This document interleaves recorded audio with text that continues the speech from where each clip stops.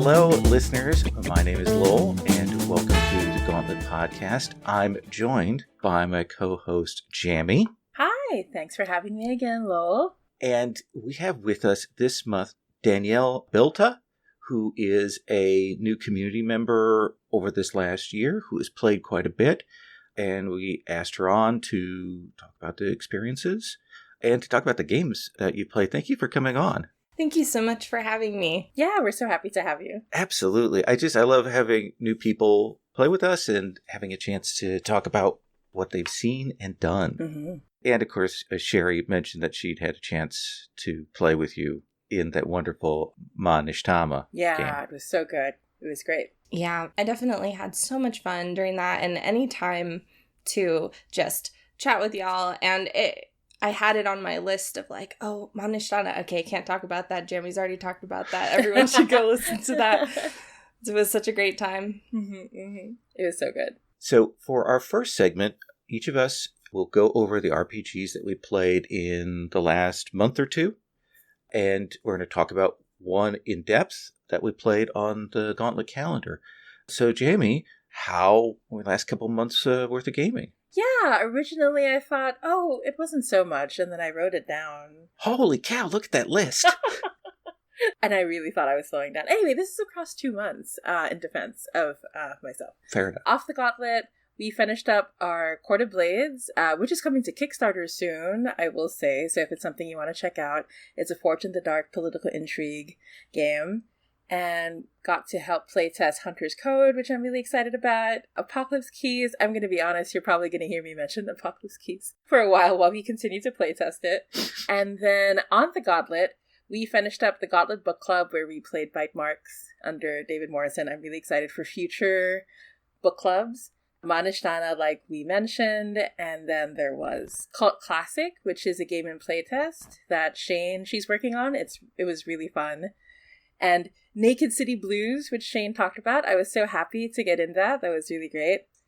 Also continued our Brinkwood Legacy campaign, and not just one, but 2 games of Hearts of Wulin Academy of the Blade. Truly, I was spoiled. And Visigoths vs. Morgoths Project Perseus, which is an open playtest of Evo Hat, and Under Hollow Hills. And Under Hollow Hills is what I'm going to be talking about today in depth. I'm really interested because I've heard you and Rich both talk about this, and until you mentioned it, I'd never heard of this game. Really? Really? Yeah. It's so I have a feeling that Rich and I have very different opinions, even though we were in the same game. But I feel like the game is very divisive that way. I think it does a lot of things really differently.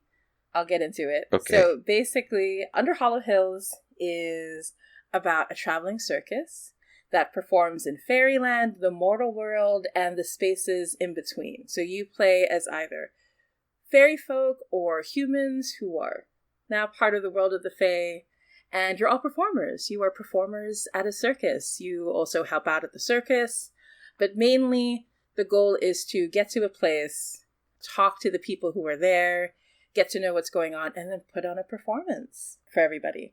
So this is created by Megway and Vincent Baker of Apocalypse World fame, so the grandfather of Powered by the Apocalypse. And it's got a really innovative take on the PBTA framework, so anyone who's familiar with the way Vincent talks about Powered by the Apocalypse, I don't think this is surprising, because Vincent, the way he talks about Powered by the Apocalypse is very different from how a lot of other people I know talk about it. Like, he refers to firebrands, for example, as a form of Powered by the Apocalypse, and a lot of people won't think that if they look at that game, which is mostly prompts, right? And very open, there's no dice rolling, and most people think 2d6 plus stat and triggering moves, which is, I'll get into that in a bit. So, okay, aside, I promised Rich I wouldn't talk too long. So I'm just going to keep it short. So Under Hollow Hills is a game that can be about many things, and I enjoy many of its themes, but above all, it's a game about change. So on the Kickstarter, it said, wherever you perform, you change. You change seasons, you change the fortunes of those you perform for, you change their hearts, you change yourselves. this is the game, we change. I also want to say the game is not officially out yet. Please keep that in mind when I talk about it. So whatever I discuss, I know that the game is close to its final form, but I don't know what changes they're going to make. And I didn't get to back the Kickstarter myself, so I'm not privy to the whole process of what's going on. So I just want to put that as a disclaimer, right? Just put that out there. What worked for me, I really enjoyed the game. So the premise, I really like it. It's unique. It's really wonderful to experience. I love being a fairy performer. It was really, really great. I got to play the Crown Stag playbook, which is a lot of fun. It's like a royal fae of some kind.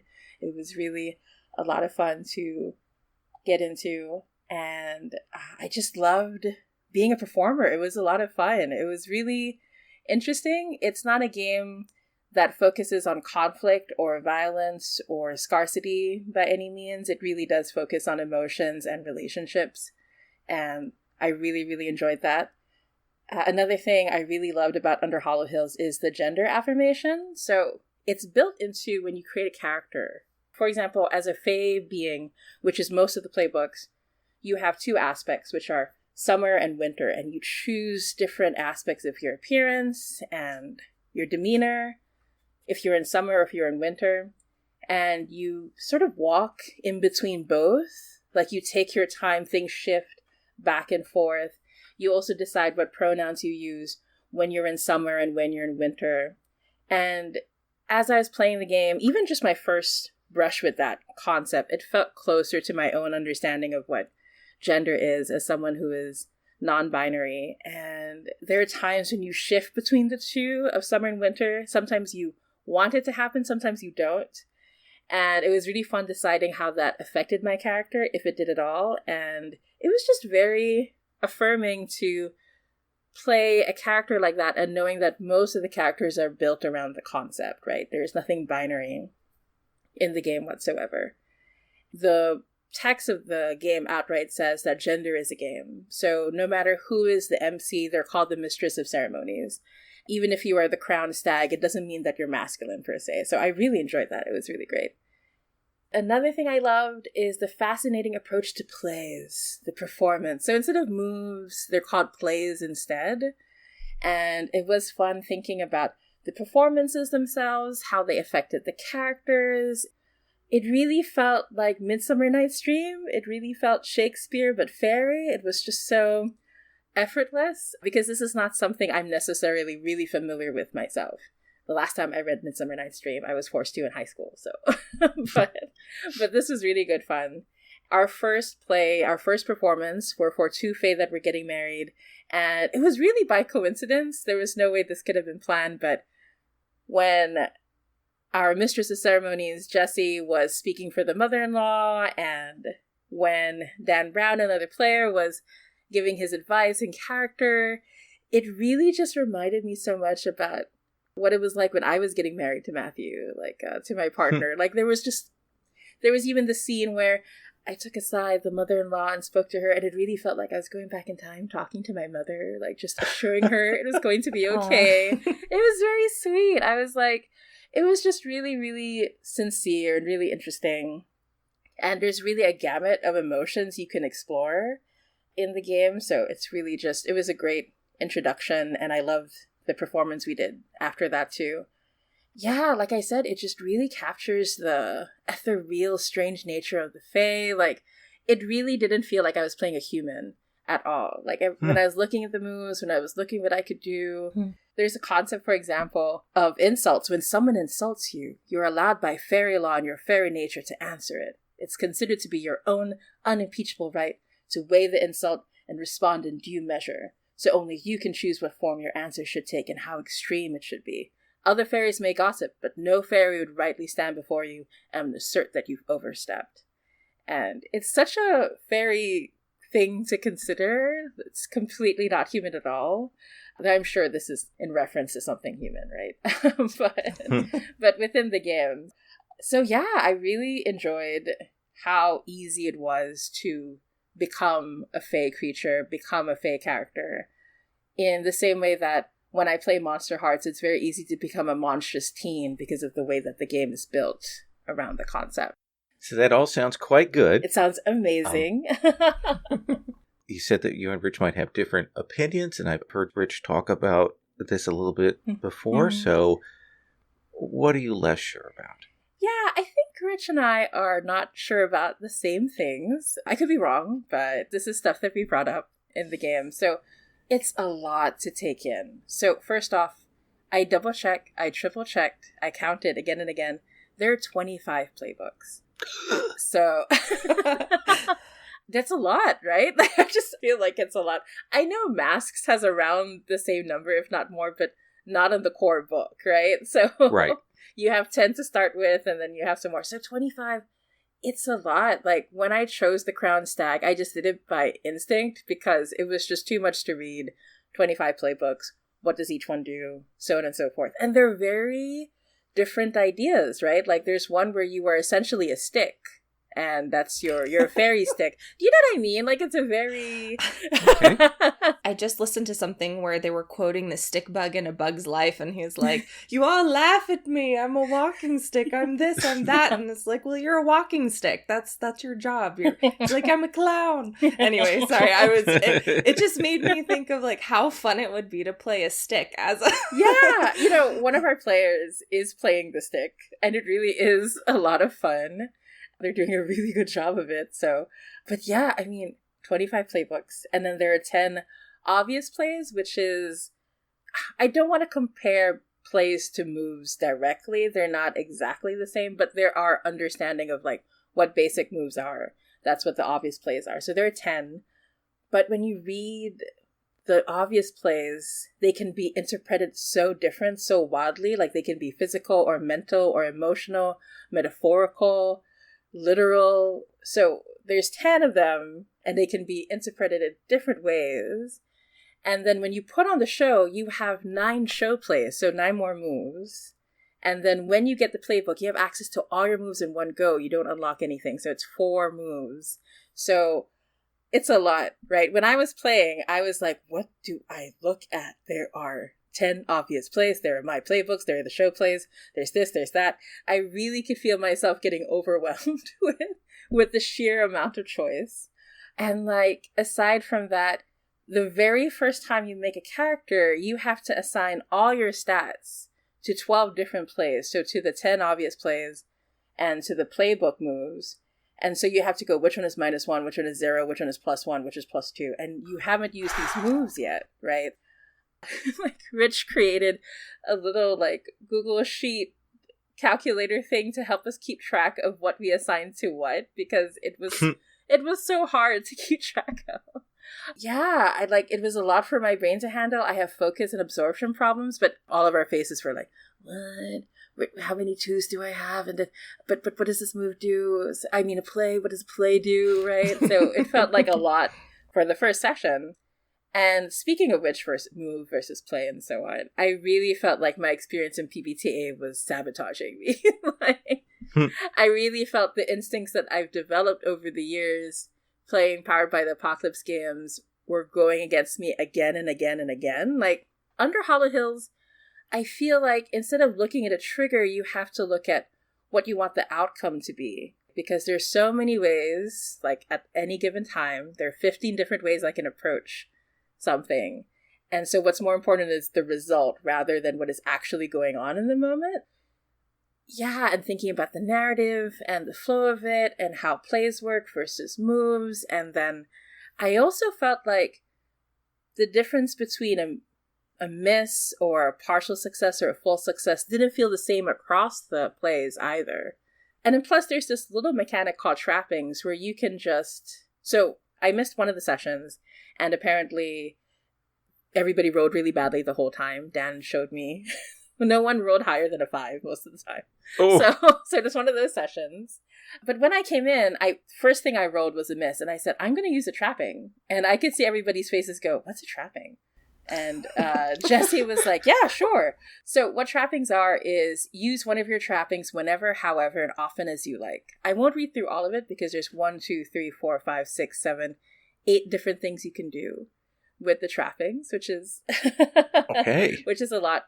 But I would always use it to turn a miss into a 7 to 9 hit or a 7 to 9 hit into a 10 plus hit. And this is very flexible. So you have numerous trappings that are attached to each playbook, to each character. And so as long as you can justify to the mistress of ceremonies how it can help you, it'll just bump it up.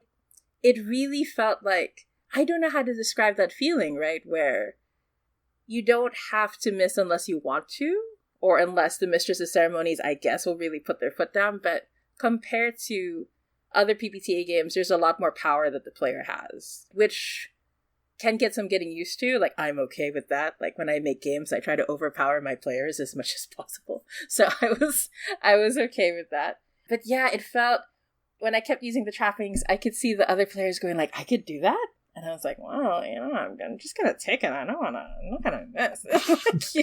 Unless it's interesting, I guess. It's very different. I guess it's really clear how I wasn't sure of what I was doing for the first 2 sessions. I was like, I guess I'll do this, and Jesse will help me figure out what play it is. Okay, Jesse suggested that. Cool, we'll do that. Or I would just do something for the heck of it just because I wanted to see what would happen, even though I didn't read the play completely because some of them are a little long. And I'd be like, I want to do that. I'll just see what happens. And we would just go through it. Right. So I still had fun, though. I really want to stress that point. I really had a lot of fun, but it's a very different experience. So if you're coming in from like Masks or even just Apocalypse World, I think you're going to come in and be like, what is going on? For me, in my interpretation of it, I felt like there was so much joy in just exploring and seeing what would happen. I just don't know if I can recommend this game to everyone, even though I am definitely going to play this game more. I am definitely going to run this game. I really, really love it. But I think it's a wild time, and I don't know if everyone's into the wildness that this game has to offer. So, Danielle, tell us about your February and March. I had to kind of back up to February because I joined the Gauntlet in January, I think, and then was really kind of fortunate to hop into a lot of things, and then it was still getting the hang of the rhythm of the Gauntlet calendar, and like, you need to sign up at this point in order to get games next month. And so March was kind of a little bit off Gauntlet. I have been playing a Masks game with my home group, which is Agents of Aegis playset, which has been really fun. We kind of took a super juvie sort of approach to it, which has been really intriguing. I played Bluebeard's Bride for the first time, which was terrifying and really enlightening. So good. And been in an Apocalypse Keys playtest. It's been so much fun.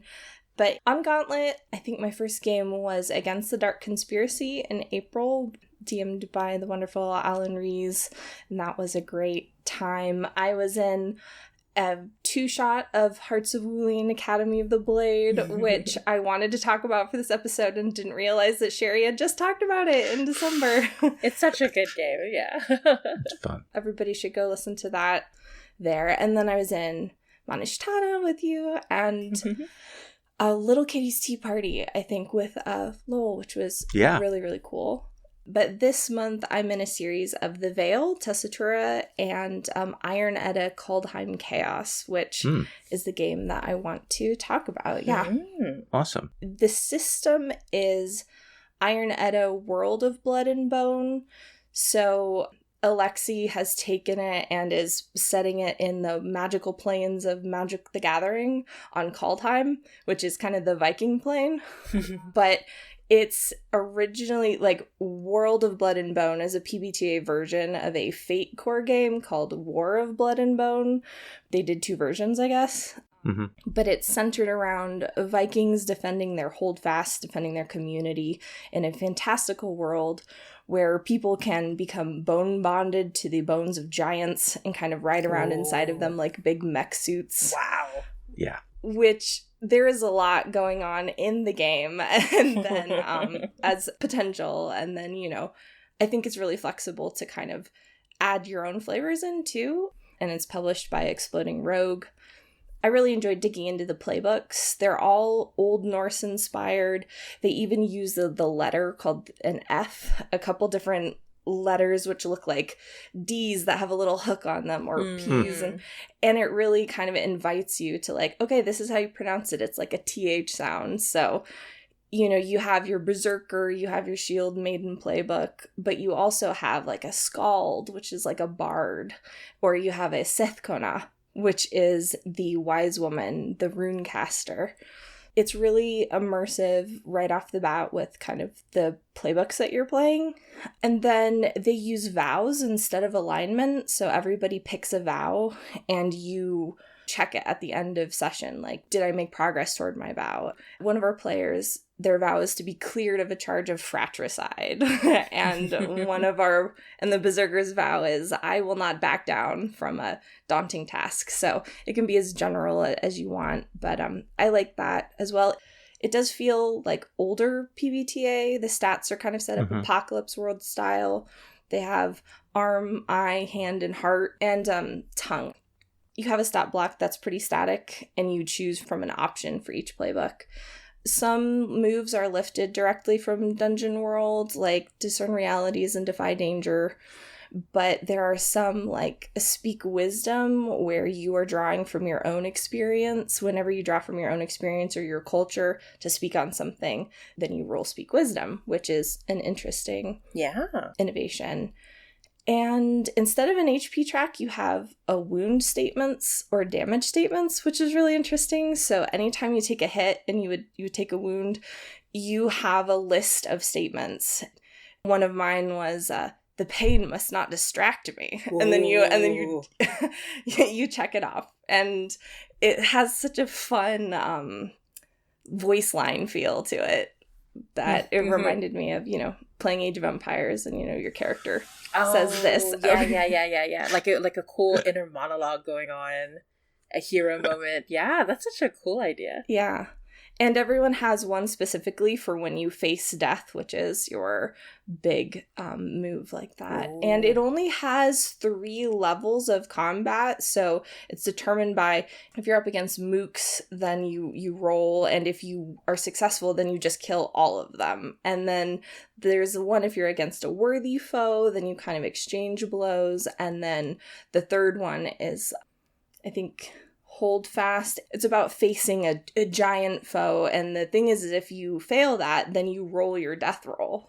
Wow. So it's I kind of heard about it. Oh, it's a Viking game. I was thinking, all right, we're going to be in combat 150% of the time. It's all just going to be marching around and bashing people up. So I was really surprised to find that there was actually a lot of room in the game for not that. It's really got a wider scope, I think.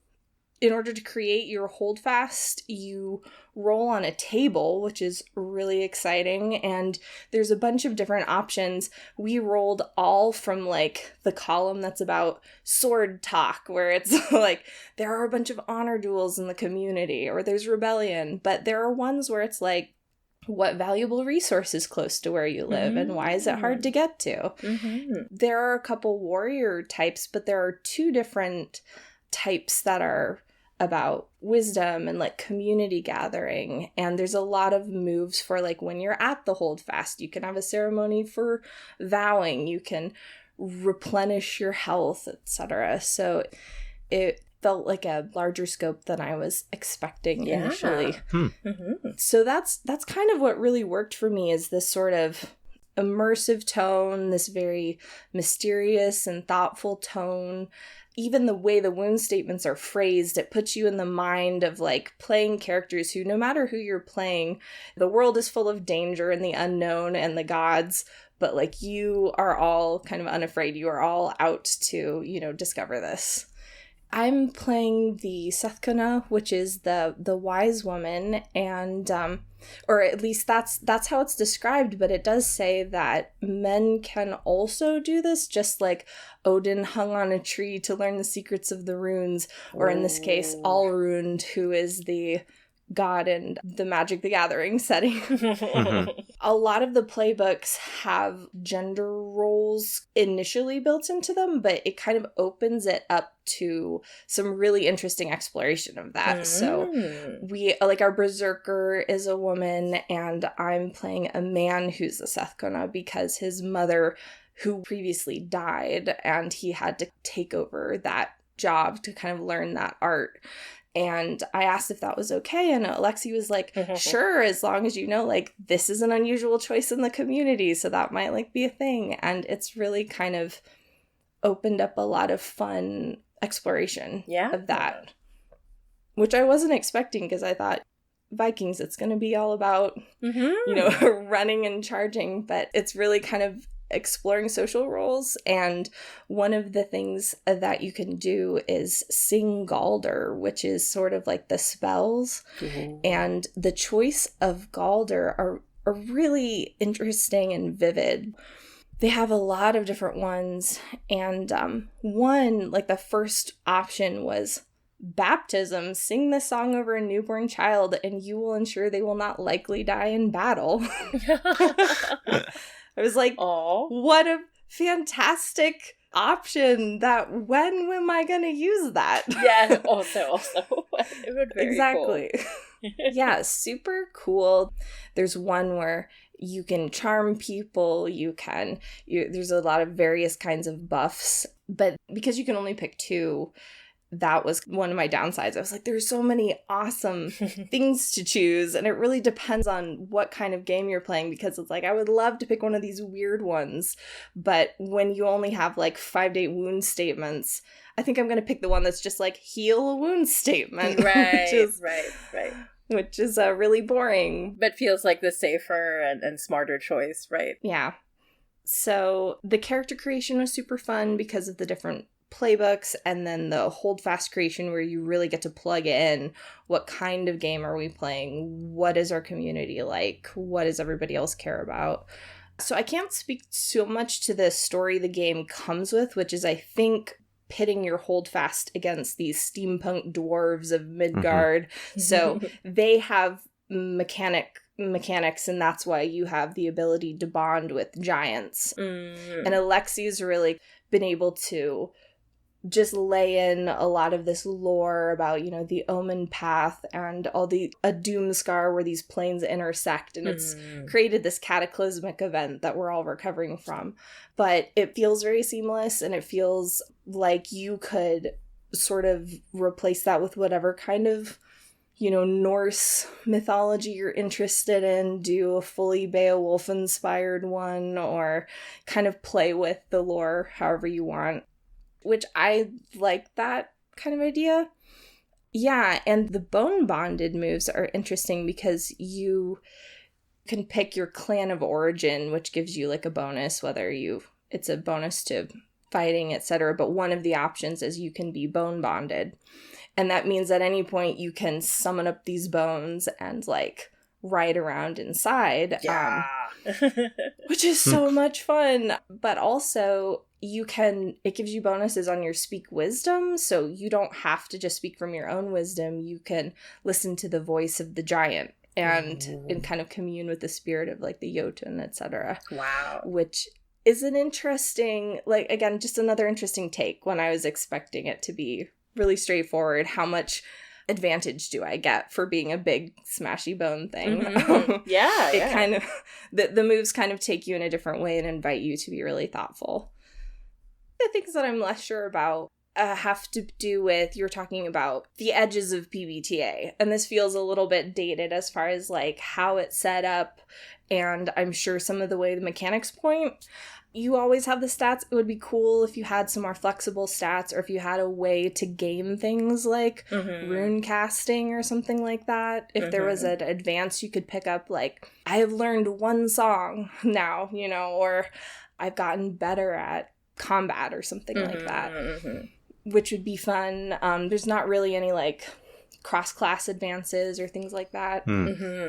I would love more Galder slots, like I said, just to be able to use some of these really fun, interesting spells.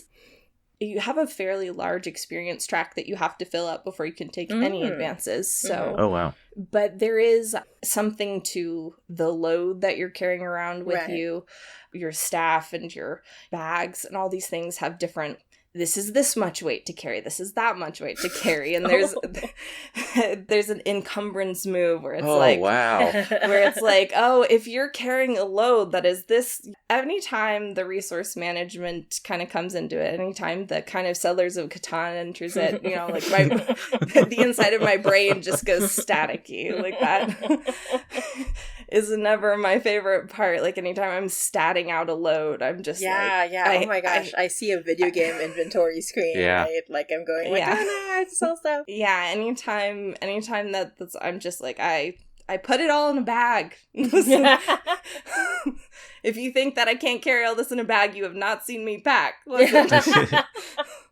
I have tested the bounds of many bags. I can make it work. Our game hasn't focused on that. I think it really depends on your players and your GM. And I think my takeaways are just that I'm not an RPG expert or a PBT expert, but I'm really enjoying it.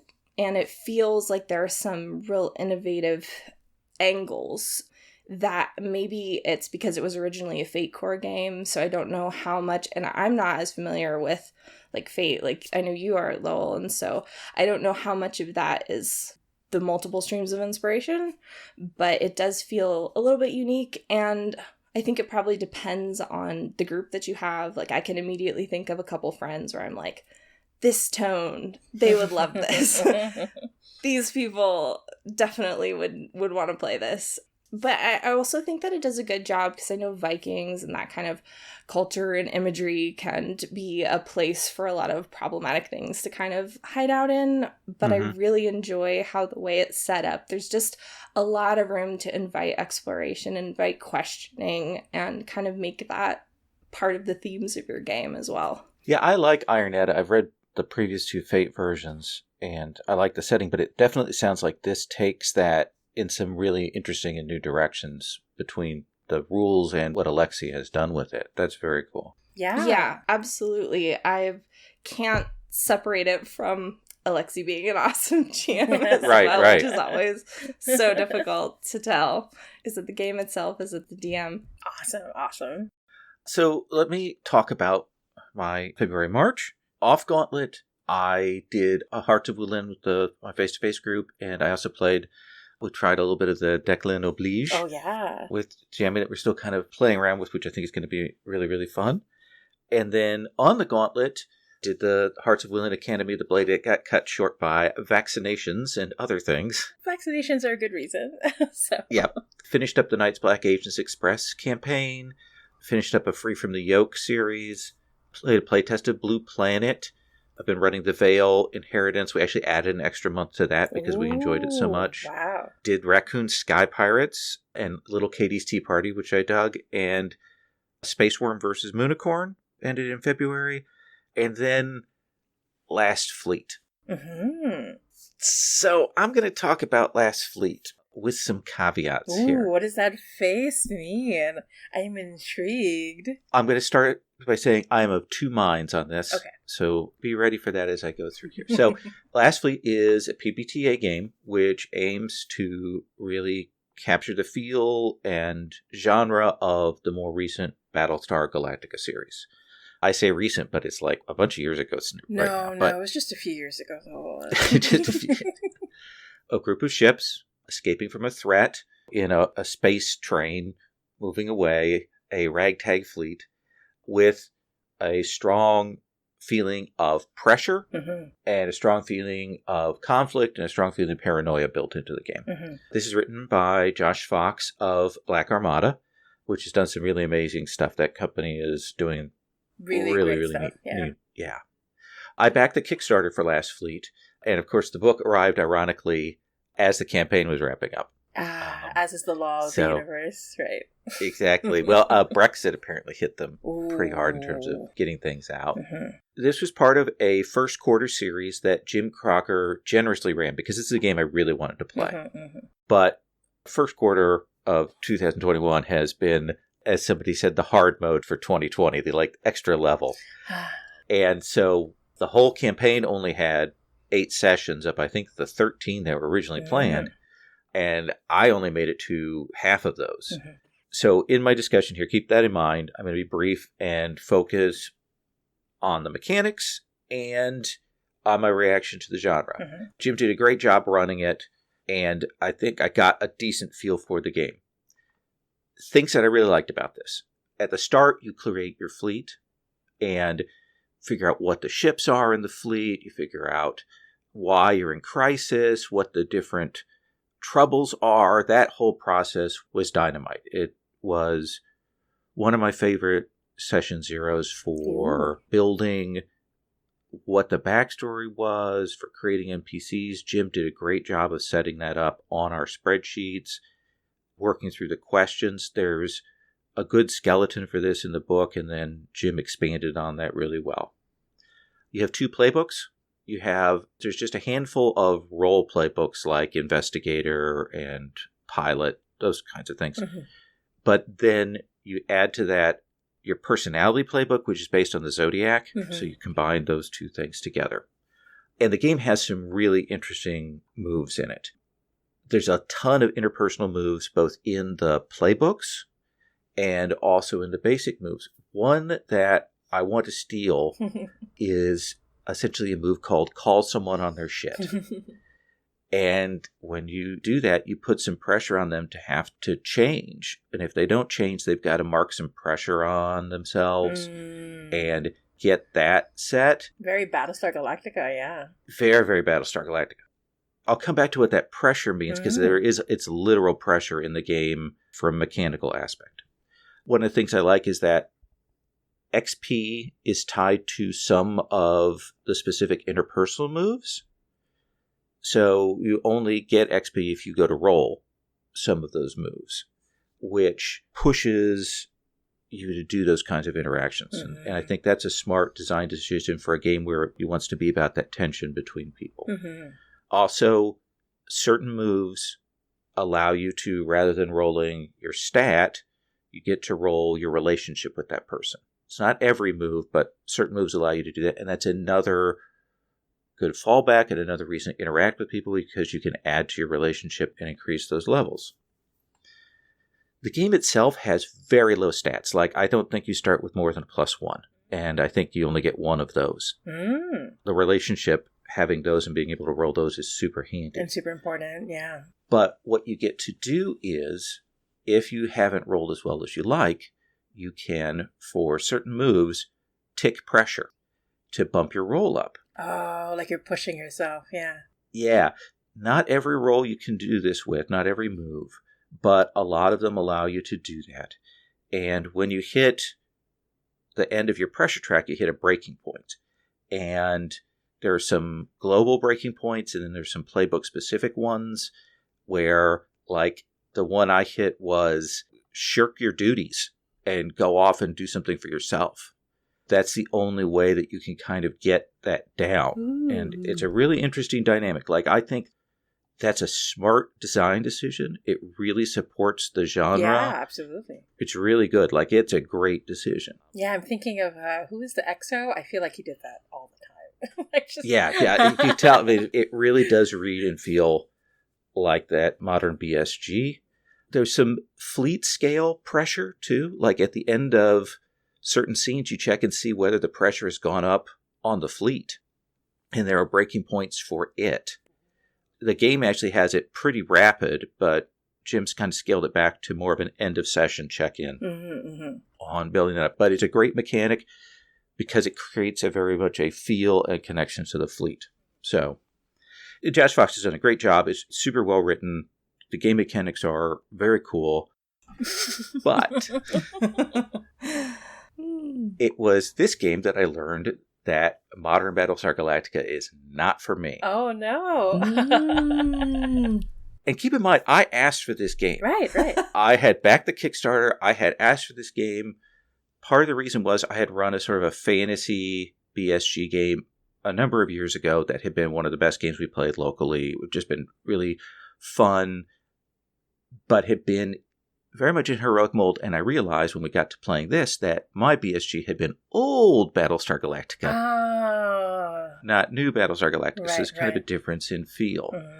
So I like, for the game itself, I like the concept. I like the pressure. I like the mechanics. I like the feeling of resources being stretched thin. But when we actually got to playing, I found myself much less comfortable with the paranoia and the feeling of hostility that was created by the atmosphere. I like a little PC tension, a little PC friction, but this was hard for me. Like, the game kind of encourages some really tough reactions to other people and tough responses, and there were a couple of moments where characters leaned into things that the casual cruelty, not necessarily towards PCs, but towards NPCs and stuff, really... That can be a hard feeling, though. That can be a weird feeling, yeah. Yeah, and it was absolutely dramatically appropriate and so on, but boy, it hit me in the gut. Especially because one of the things that I had kind of forgotten is how military and how militarized and how proto-fascist a lot of the set of imagery and things are in BSG. There's that battle between the military and the civilian authorities, and you've got a lot of militarized atmosphere, and that wore me down. Right. That material, those things, maybe 10 years ago, I would have been on board for exploring those stories, exploring those issues of having to do this terrible thing, martial law and all this stuff. But yeah, I'm not there. My tolerance for that and for the idea of a police state is well diminished at this point, and it got to me. I open-doored out of a session, and I really had a tough time with it. I had a couple of the other PCs where I appreciated the play that the player was doing, but man, did I not like their character. Like, I really, really, like, on a gut level, and that's hard, because I want to be rooting for the other players. I want to be pushing for them to do well. Did it feel like the playbooks really pushed you towards always being that cruel and paranoid? Like, there was no, because when my impression of Battlestar Galactica is, even though people are like that, there's still a core element, a core light that's difficult to describe. But that's a journey. Oh. It's a journey where you have to go down into that darkness to come back up. And it was that dip down into the dark night of the soul that... Okay. Right. That sounds like if you were expecting that, or like, yes, let me go through this baggage, like, it would be different than expecting to, like, I'm gonna have a fun nostalgic time. Whoops.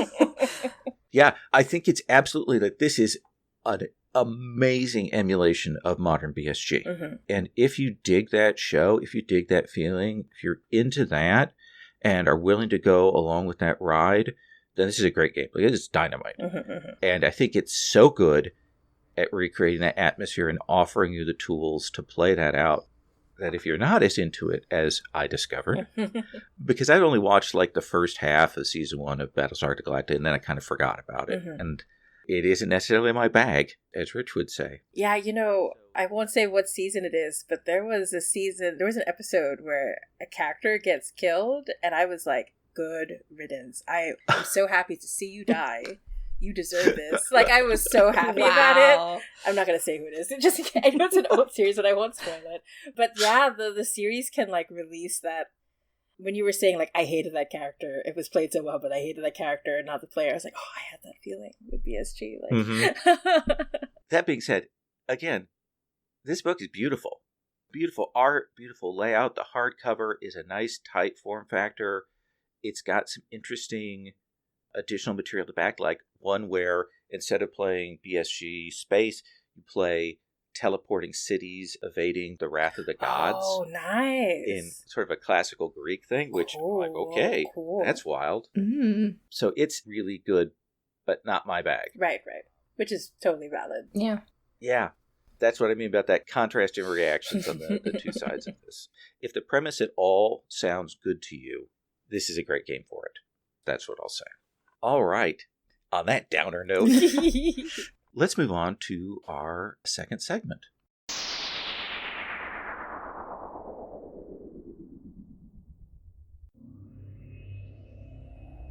Hi listeners, I want to let you know about Codex Starlight 2.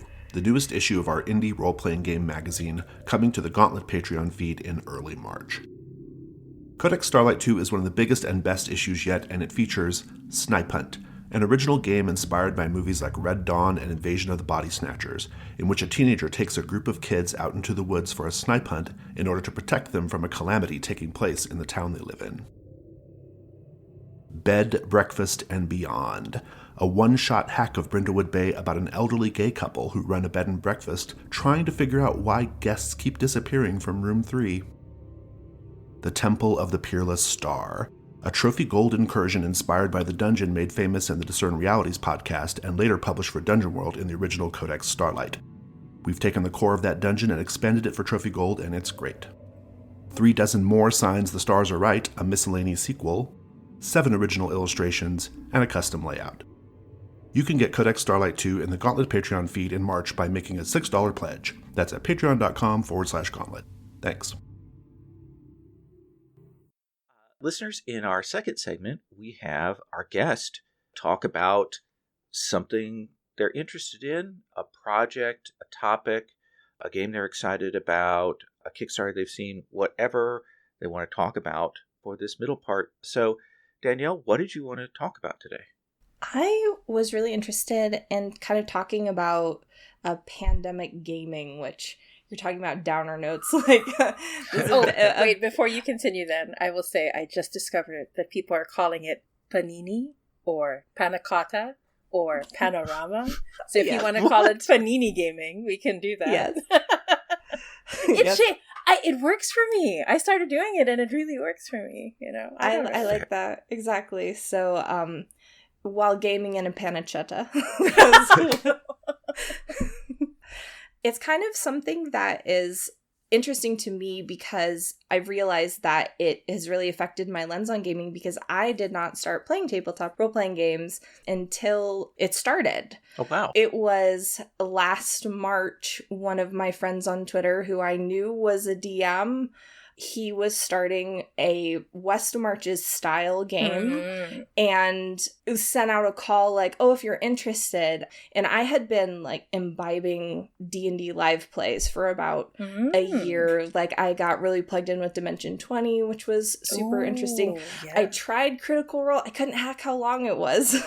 I enjoy it, but I could not sit still for 4 hours. And so the shorter length really made it accessible, and it made me super interested in playing, but I don't live in a place where people were playing, and I just kind of figured, who knows when that's going to happen. So when he started this Discord server, I kind of hopped in, and it was a bit of an experiment. It was Dungeon World, but we started out with like about 11 people regularly in sessions, and then it narrowed down to a core group of 9. Sorry, Lowell's face when Danielle said shock. 11. Yeah. Like, oh. Well, that's the thing is I learned that this was not usual. This is not how Dungeon World works. This is not how PBTA normally happens. But there were several things about it that were really wonderful and really helped plug me into the idea of gaming, and I think are things I want to carry forward. How it worked was we had a big Discord server with text channels for the tavern and the church and things like that, and then we would only have a few people on each session, and when you had availability, you would drop in like, oh, I can do this day. And so you'd have a group of people who'd go out adventuring. And it started out, West Marches style is very like treasure hunt. So like we went out and we, got these purple orbs and things like that. But as we were playing, and because of the intense nature of the panorama, we were all sitting at home without a lot of other obligations. So we ended up, a lot of people being online. And we had this group of paladins. We had multiple playbooks. We ended up with 3 paladins who were, because initially I was a paladin. I was like, this is how this always is. So we all kind of developed this storyline that sort of kept building. And we had a lot of text role-playing that supplemented. because you had so many people, we would do text supports like, okay, we're going to set up that scene. And it really worked for me to kind of immerse yourself in the world and kind of set up these character beats that then you could hit on in character sessions, which you don't have a lot of time for if you have either a lot of things you have to do or things like that. A lot of the tone was set in some of this chat play, and then for the session we could focus on like the thing that we had all agreed to come together to do. Mm-hmm. But it really opened up a lot of space, I think, for exploring some of those quieter emotional moments that only 2 people are in or 3 people are in. I think that playing online will always be a big part of gaming for me, as much as I'm excited to have my very first playing in a room with other humans physically breathing the same air, which feels unusual to me. I'm like, I don't need that, but yeah, I'm excited to try that. I think you hit on something that I've been thinking about, because I've seen over the last couple of months some people posting of, here are the problems with online gaming, and this is, online gaming sucks, and blah, blah, blah, blah. And the thing that strikes me in the cases where I've gone to and followed through, these are people who are trying to take that face-to-face model and play online, and they've got a small group. And I think online gaming really works when you've got a community. Mm. And I'd argue it works best when you've got a community of people talking in different ways and cross-pollinating and using the tools in different ways, and the ability to switch through and change out. And I think that just takes out so much of the friction. Yeah, we were super fortunate that we all really clicked, and there wasn't, nobody had to be, banned, or I hear stories later of like, oh yeah, this is the thing that happens, groups implode and all these horrible things, which I understand. And through attrition, people get busy. 2 different groups, like we have 2 babies now, two game group babies, so people are busy and have lives, but it definitely seems like one of those flexible things. I don't know, I think also I'm just used to doing things remote, and then everybody has been doing so much over video, and now that it seems I got to meet up with a few of them at Christmas safely. Mm-hmm. And what struck me was how similar it felt to our normal hangouts because of the video aspect. I'm like, yes, this is just like hanging out with you in person, or rather over the computer. Yeah, I can imagine. Like, for me, I actually prefer online gaming now. Because in the Philippines, we don't have a really huge online gaming culture, if at all. Mm-hmm. But when I got into the Gauntlet, I was like, oh, there's like a chat thing on the side that I can just type into and not derail the entire game. And we have a character keeper. And also, like, I'm a really loud laugher. So it's really nice to be able to mute myself and just laugh behind the mute button. Or I yell really loud. I get super excited. So it's just nice too. There are lots of reasons, but personally, even pre-Panini, I preferred playing online, and especially on the Gauntlet, but at the same time, I think it'll be good to also finally breathe the same air and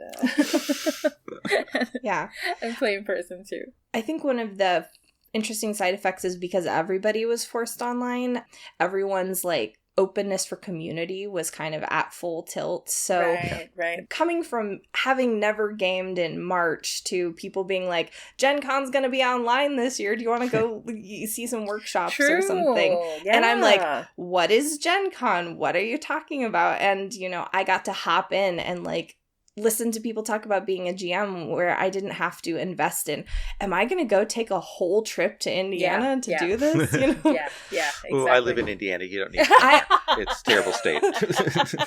Honestly, I lived there for 2 years. My mom's from Northwest Indiana, but that's kind of central. And I was like, it was like the barriers to entry felt very lowered for this year, which I'm really grateful for, because I don't know if I would have been able to get through all of them in a normal situation. And it's been something I've been really grateful for the whole year, to have imaginative community focused on creating stories, and is something that I really hope is a big part of my life even going forward. So let's move on to our final segment. Listeners, in our final segment, each of us is going to discuss something that is lately inspiring us, something that is giving us joy. So, Jemmy, what is giving you life? I was trying to hear that. So what's giving me life is, so you know how Netflix has like, this movie is leaving on April 22nd. So I was like, oh, the Mummy series is leaving. So obviously I have to watch it. It's been years since I watched it, and my partner Matthew has never watched them. What? Yeah, and they're so good. So I was watching, and I was like, oh my gosh, Brendan Fraser is my gender expression. Like, I was just like, I was just watching going like, this is amazing. He is so good in that movie, but everybody is so charming, and there's that really hot Arabian guy. Anyway, it's really, really good. It's super, super funny. We just started watching the second one too, and it's really, really, really good. And so it's been a lot of fun. That's what's been giving me life lately. Danielle, what about you? What is giving you life? What is giving me life is there's another Netflix recommendation. It's called Hello, It's Me, and it's a K-drama on Netflix, and I have been so enjoying it. I really got into K-dramas a couple years ago and have kind of been in and out. They have subtitles, so I really have to watch. Like, I can't just switch it on and do something else. But I kind of appreciate that, too, because it's a really lighthearted one. It's about a woman in her late 30s who magically ends up having to take care of her 17-year-old self who turns up. And she's, like, working a part-time job, just, like, the grind has worn her fully down. And then her 17-year-old self turns up, who was, like, the queen of her high school and super popular. What you as the audience know that she doesn't know is that there was a really tragic event that happened to her as a 17-year-old right after she came to visit her. And you really get to kind of see like how traumatic things shape one as a person, but also there's a really lovely cathartic vibe of confronting who you were as a youngster, kind of getting to see that you weren't always the best person as a teenager. Like, you know, the glory days that we romanticize aren't always so glorious. And then also just this idea of like what giving up on yourself means, or how to find that hope to kind of keep changing and keep growing. So it's super brightly colored and lighthearted and comedic and slapstick. And then also just has these really cathartic, deep themes of like grief and growing and stuff. So I've been really enjoying it. Awesome. I was going to talk about something else. I was trying to rise, but I'll leave that for Sherry for next time, because yesterday I got some things in the mail. Ooh. I'm really excited about this new merch store that we've got for the Gauntlet on Teespring. Awesome. They have these die-cut stickers. I thought they'd be kind of but they're really cool. Like, they're big and they're neat. I might put one on the car. The premium t-shirts were nice and soft. The printing looked good. So right now, that's giving me life. I put a lot of work into getting everything uploaded and set. And it's just very cool to see all that stuff in hand. Awesome, so that's what's really, really giving me life right this second. Listeners, that is our show. The Gauntlet Podcast is a production of The Gauntlet. We have an online gaming calendar, The Gauntlet Calendar, where folks can sign up for our sessions. If you enjoyed this show, consider supporting our Patreon at patreon.com/gauntlet. That supports everything that we do, including our whole network of podcasts, our magazine codex, the forums, all of that. You can find out more about that and everything that we do at gauntlet-rpg.com. If you need to reach out to us, you can reach out to us on Twitter at GauntletRPG or on Facebook at our Gauntlet.rpg group. Also, please consider rating and reviewing our show. That really helps us out. Danielle, thank you for coming on the show. And do you have anything you want to plug? Not personally yet, but I've been playtesting Back Again from the Broken Lands with Cloven Pine Games, which has been super exciting, and I've been loving the work that they've been doing, so totally check them out. And otherwise, I'm on Twitter at Built-A-House, which is just my personal ramblings and whatnot, but otherwise, yeah. Awesome. And Jamie, thank you for coming on. And everyone should know that Apocalypse Keys is wrapping up its playtest period. And Yay! there are other things in the works that we're going to talk with Jamie about in a couple of episodes. Yeah, I can't right? wait. I can't wait. It's really, really good stuff. Listeners, thank you so much. That is our show.